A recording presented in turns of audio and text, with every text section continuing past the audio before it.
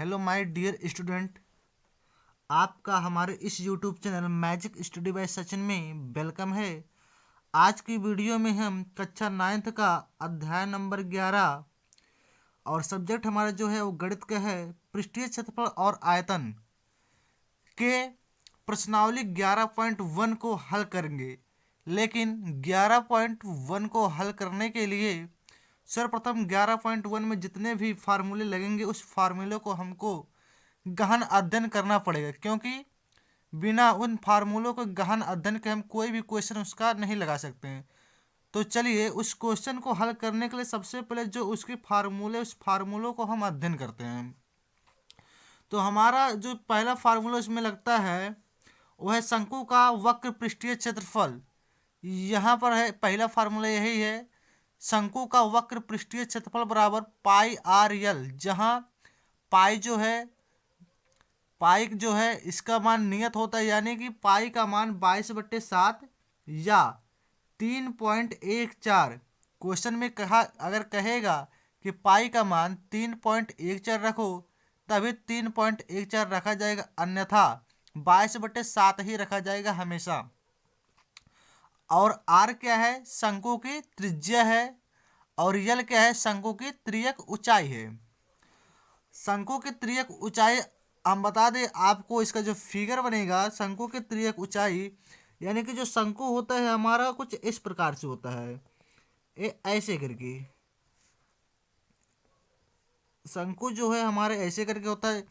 यहाँ से ए वाली जो दूरी होती है ये हमारी मेन दूरी होती है, इसे एच से प्रदर्शित किया जाता है, ये एच होती है। और ये वाली जो होती है इसे कहा जाता है तिरछी ऊंचाई यल। और यहाँ से लेकर के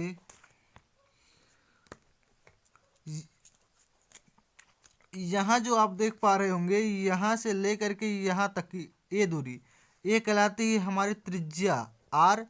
और अगर यहाँ से लेकर के हम यहाँ तक इसको इसे मिला देते तो ये हो जाता है हमारा व्यास। तो चलिए हमारा पहला क्वेश्चन, आई होप ये वाला आपको समझ में आया होगा। तो चलिए हमारा नेक्स्ट को जो सूत्र है वो क्या है, अगला है शंकु का कुल पृष्ठीय क्षेत्रफल। और यहाँ पर हम बता दें जो शंकु का वक्र पृष्ठीय क्षेत्रफल का मतलब पाई आर एल का मतलब ये है कि यहाँ से ये वाला जो भाग आपको दिखाई दे रहा है तिरछी दूरी वाली करके, यहाँ से इसका क्षेत्रफल निकालना है, यानी कि इसका क्षेत्रफल निकालना है। यहाँ पर जो वृत्त वाला भाग है इसका क्षेत्रफल नहीं निकालना है, और केवल इसका क्षेत्रफल निकालना है इस वाले का। तो इसका जो क्षेत्रफल होता है वही पाई आर एल होता है। उसके बाद में है शंकु का कुल पृष्ठीय क्षेत्रफल।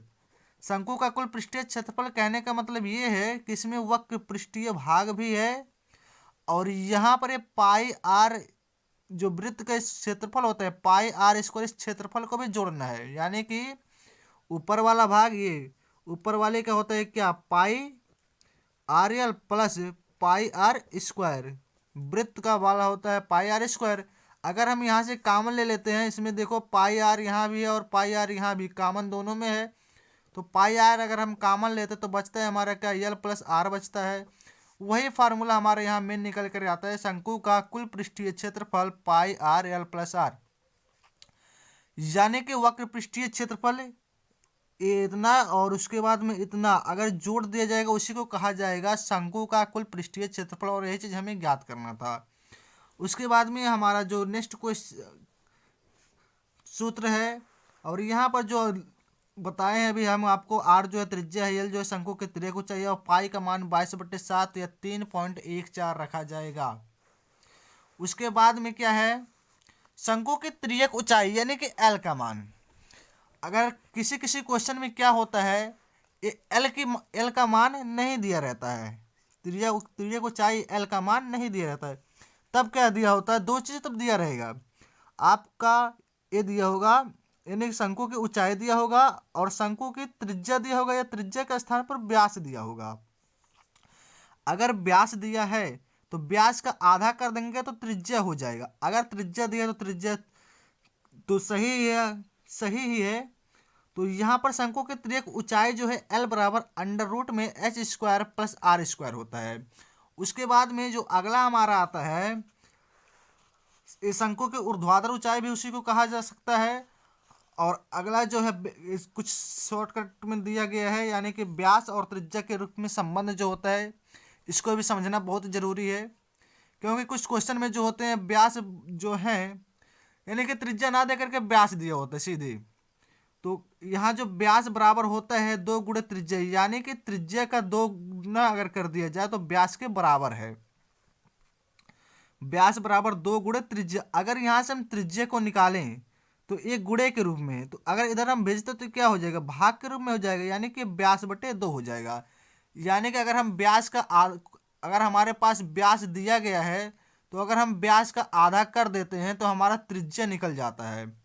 जैसे मान के चलिए किसी शंकु का दिया गया है व्यास, व्यास अगर दिया गया है 10 सेंटीमीटर, तो अगर हम इसका त्रिज्या निकालेंगे तो क्या हो जाएगा, त्रिज्या बराबर, यहाँ देखो फार्मूले में दिया है त्रिज्या बराबर व्यास बटे 2, यानी कि यहाँ व्यास लिखा है, व्यास का अगर हम आधा कर देंगे तो त्रिज्या निकल जाएगा। तो व्यास बराबर क्या दिया है, 10 दिया है, तो 10 का आधा करेंगे कितना हो जाएगा, 5 हो जाएगा। यानी कि यहाँ से तो जो त्रिज्या का मान आएगा वो 5 आ जाएगा। इस तरह से हमारा इस चैप्टर के यानी कि प्रश्नावली 11.1 के इतने फार्मूले हैं, और इसी फार्मूले को अगर याद कर ले तो प्रश्नावली 11.1 पूरा का पूरा समाप्त हो जाएगा। चलिए प्रश्नावली 11.1 के प्रथम क्वेश्चन को देखा जाए। चलिए हमारा जो क्वेश्चन दिया गया है, एक शंकु के आधार का व्यास, यानी कि व्यास का मान दिया गया 10.5 सेंटीमीटर है और इसकी तिर्यक ऊंचाई 10 सेंटीमीटर है। इसका वक्र पृष्ठीय क्षेत्रफल ज्ञात करना है। यानी कि इसका कुछ जो फिगर बनेगा कुछ इस प्रकार से होगा, यानी कि हमारा शंकु हो गया और शंकु में जो व्यास दिया गया यहाँ से लेकर के यहाँ तक की दूरी, यानी कि ये दिया है 10.5 सेंटीमीटर ये दूरी। और क्या दिया कि शंकु की तिर्यक ऊंचाई, यानी कि यहाँ से लेकर के यहाँ तक की ए वाली जो ऊंचाई दी गई है एल बराबर 10 सेंटीमीटर दिया गया है। ए वाली दूरी ऊंचाई, और हमें ज्ञात क्या करना है कि इसका वक्र पृष्ठीय क्षेत्रफल ज्ञात करना है। तो वक्र पृष्ठीय क्षेत्रफल को ज्ञात करने के लिए जो जो दिया गया पहले उसको लिख लो। क्वेश्चन लगाने का मेन तरीका, पहले जो दिया क्वेश्चन में उसको लिखो। दिया है शंकु के आधार का व्यास, यहाँ लिख लो शंकु के आधार का व्यास बराबर 10.5, तो त्रिज्या का हो जाएगा शंकु के आधार का त्रिज्या बराबर 10.5 बटे 2 भी हम कर सकते हैं, क्योंकि या तो पूरा भाग दे करके छोटा कर लो या 10.5 बटे 2 कर दो, ऐसे ही रहने दो। ऐसे करने में क्या होता है आगे चल करके ये जो 2 है कहीं ना कहीं कट जाता है। चलिए उसके बाद में दिया है हमारा इसकी तिर्यक ऊंचाई, तो दिया है शंकु की तिर्यक ऊंचाई, लिख लो शंकु की तिर्यक ऊंचाई एल बराबर 10 सेंटीमीटर। उसके बाद में हमें ज्ञात क्या करना है, शंकु का वक्र पृष्ठीय क्षेत्रफल। वक्र पृष्ठीय क्षेत्रफल का मतलब ए वाला, यहाँ से लेकर के ए वाला पार्ट वक्र पृष्ठीय क्षेत्रफल। इसका जो फार्मूला होता है, यहाँ पहले क्वेश्चन मार्क लगा लो, अब यहाँ से नीचे से लिखो फार्मूला लगा करके, यानी कि यहाँ पर जो है जितना चीज़ दिया उतना चीज़ नोट हो चुका है। अब हमें ज्ञात करना था शंकु का वक्र पृष्ठीय क्षेत्रफल। अब हम इसको हल करते हैं। तो है शंकु का वक्र पृष्ठीय